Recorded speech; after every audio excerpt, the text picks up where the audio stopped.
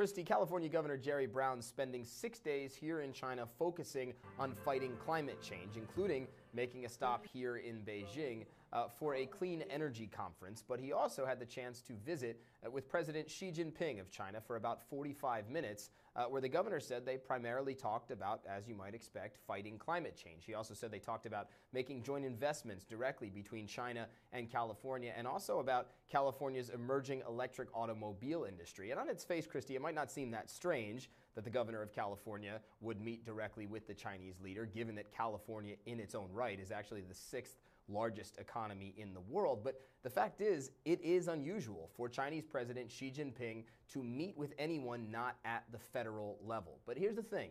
The Chinese leadership and President Xi Jinping doesn't do things by accident.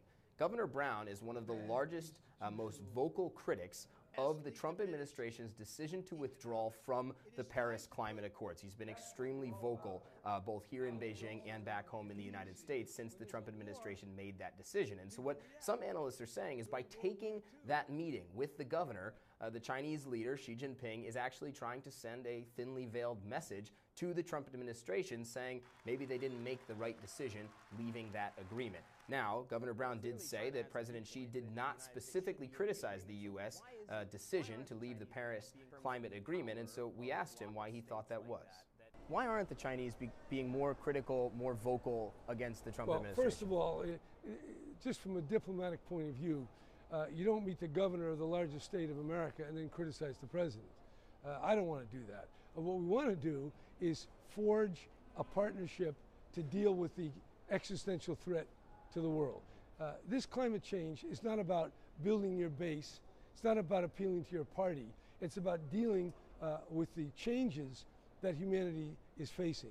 And those changes can be very bad or they can be very good. And California is certainly not the only state whose leadership say they are committed to fighting climate change moving forward. In fact, the U.S. Climate Alliance, group started by the governors of New York and Washington, say that there are now 13 states in that alliance committed to continuing to fight climate change under the terms of the Paris Agreement and then some. And that is, of course, in direct opposition to the Trump administration, since they chose to signal their intent to withdraw from the Paris Agreement. China at least appears to be willing to work with individual states when it comes to fighting climate change. And so whether that could get in the way between China and the U.S. being able to cooperate on other issues like national security or trade, well, that remains to be seen.